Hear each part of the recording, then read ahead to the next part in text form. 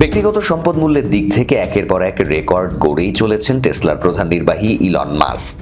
এবার ইতিহাসের প্রথম ব্যক্তি হিসেবে ইলন মাস্কের সম্পদ মূল্য অতিক্রম করল 700 বিলিয়ন বা 70,000 কোটি ডলার, যা $750 বিলিয়ন হওয়ার পথে, যা তাকে বিশ্বের জানা ইতিহাসের সবচেয়ে ধনী ব্যক্তি করে তুলেছে। ফোর্বস ম্যাগাজিনের রিয়েল টাইম বিলিয়নিয়ারের তালিকা অনুযায়ী ইলন মাস্কের বর্তমান সম্পদ মূল্য 748.9 বিলিয়ন 890 কোটি ডলার। ধারণা করা যাচ্ছে খুব শীঘ্রই ইলন মাস্কের সম্পদ মূল্য 1 ট্রিলিয়ন বা 1 লাখ কোটি ডলার স্পর্শ করবে। গত সপ্তাহে ইলন মাস্কের সম্পদ মূল্য 600 বিলিয়ন বা 60,000 কোটি ডলার অতিক্রম করেছিল। আসলে মাস্কের মহাকাশ বিষয়ক সংস্থা স্পেস এক্সের শেয়ার দ্রুত বাজারে আসার পর তার অন্যান্য কোম্পানির শেয়ারের দামও বেড়ে গিয়েছে, ফলে তার সম্পদ মূল্য 60,000 কোটি ডলার অতিক্রম করেছে।